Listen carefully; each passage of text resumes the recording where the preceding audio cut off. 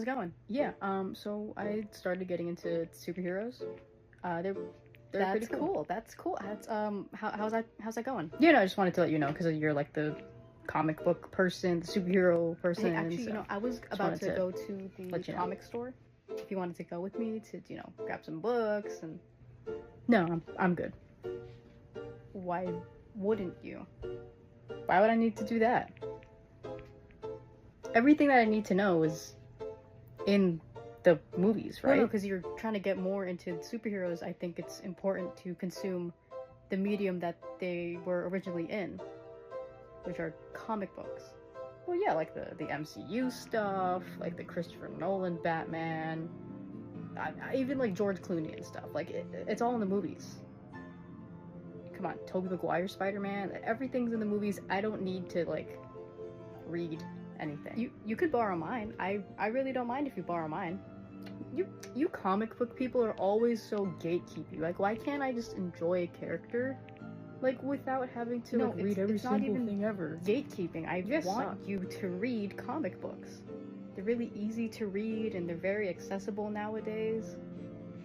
Forget it. Also, I'm gonna start getting into Nightwing now. No, don't. Is comic book reading necessary to be a part of the fandom? Let's talk about it. I saw this tweet that says, hot take, you don't have to read a single comic or have a full understanding to be a fan of a character you like. And this sparked up a debate on whether or not you have to read comic books to be a fan of said character. And it's now evolved into a whole nother debate on whether you need to read comics to be a comic fan.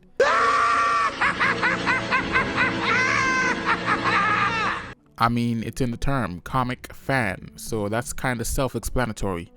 But anyway, being an avid comic book reader myself, I thought I'd weigh in on this because there's a couple of layers to this topic. So let's start from the beginning. What does it mean to be a fan? To be a fan of something means to have a strong admiration, enthusiasm, or interest in something. That being said, let's go back to the tweet. Notice it says a character you like. How much of a fan can you really be of a character you claim to like if you don't engage with their material? Let's use Superman as an example. So let's say you just got done watching it for the first time and you now like Superman. How much of a Superman fan can you really be if you don't want to read Superman comics and learn more about Superman? Also, notice the tweet says you don't have to read a single comic. So you're telling me as a Superman fan, you wouldn't want to read at least one Superman comic? Well, I have some bad news, but at best that would just make you a superhero fan and not a fan of that character you claim to like. Superhero fans and comic book fans are two different things. To some people that might be an obvious statement, to others allow me to elaborate. If you're a person who grew up reading physical comic books, whether it be in your youth or your young adult years, and you learned about superheroes like Batman, Superman, Spider-Man, etc. through physical page, you're a comic book fan. But if you're a person who grew up watching superheroes, whether it be Spider-Man animated series, Batman animated series, Justice League Unlimited, etc., etc., etc., you're a superhero fan. Because almost all superheroes come from comic books, most comic book fans think that when they see a superhero fan, they're also seeing a comic book fan. But that's not always the case. The thing that comic book fans have to come to terms with is that they share their medium with a group of people who do not engage with their art form. And this is one of the reasons comic readers go so hard about respecting the characters when they're being adapted. Because people who don't read the comics, these mediums are the only frame of reference they have. So let's use Taskmaster as an example. If you watched Black Widow, I'm sure you might notice from comic readers' reaction that this wasn't the best depiction of Taskmaster. But to the section of the general audience that only watches movies, this is the only frame of reference they have when it comes to him. And this is why there's such a disconnect with conversations around these mediums. It's basically comic fans arguing with superhero fans. So you have this big discourse between people who engage with the material and people who don't. This is why we have all these misinterpretations and just things that aren't true among the comic book fandom. And I'm going to play you guys another clip that perfectly emphasizes this. But this time I'm going to give my commentary. I hate people like that. The people that just like, I don't know, think they read a bunch of comics and think they're better than everyone else for Correct. it. Correct. It's my biggest thing in the world.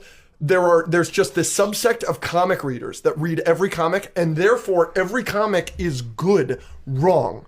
So that's actually not true. Anyone who reads comics will tell you that not every comic is good. In fact, the irony in his statement is that comic readers will be the first ones to tell you every comic isn't good.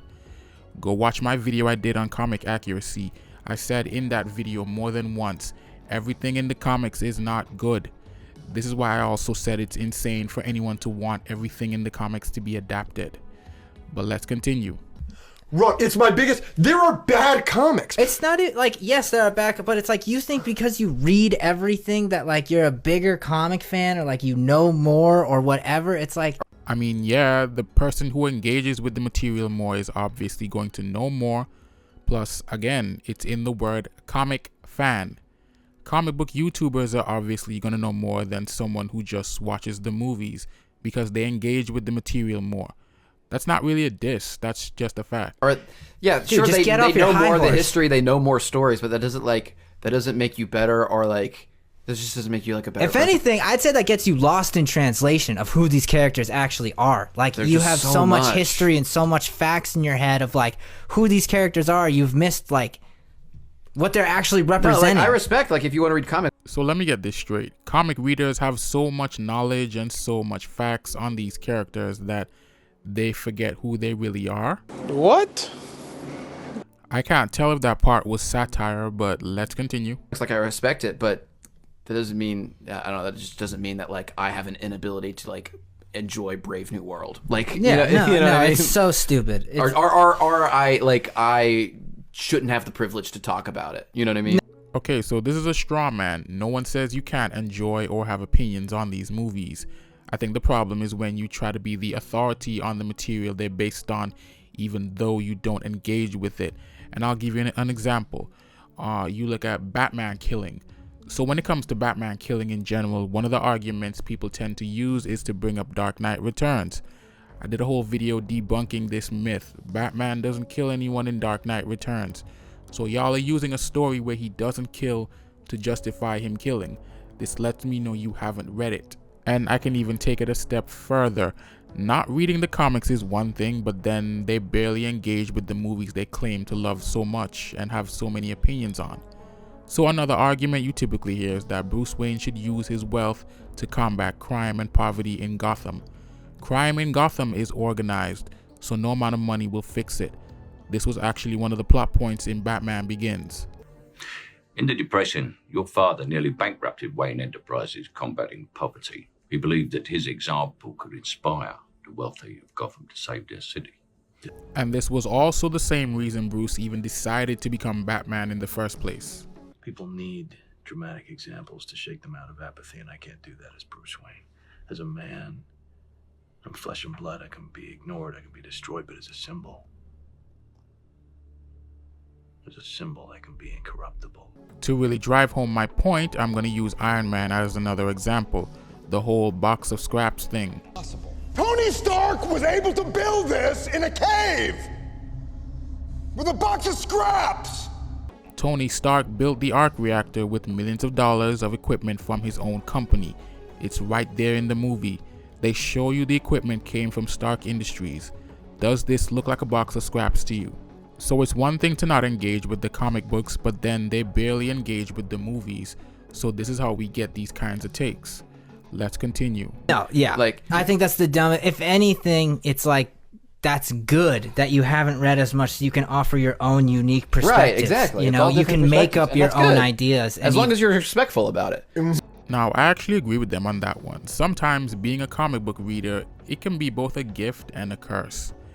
I remember when the first trailer for Winter Soldier came out, or I should say when the movie was even announced. My first thought was, oh, so Bucky's alive. So immediately the movie was kind of spoiled for me. So he's not wrong. Not having read the stories, it can be a good thing sometimes. Now, let's talk about gatekeeping. Whenever these conversations come up, you usually see the gatekeeping accusation being thrown around. And it's actually a weird one, because how is it gatekeeping to encourage people to read the comic books like we do? I mean, it's like we want you to join us. You. Yes, me.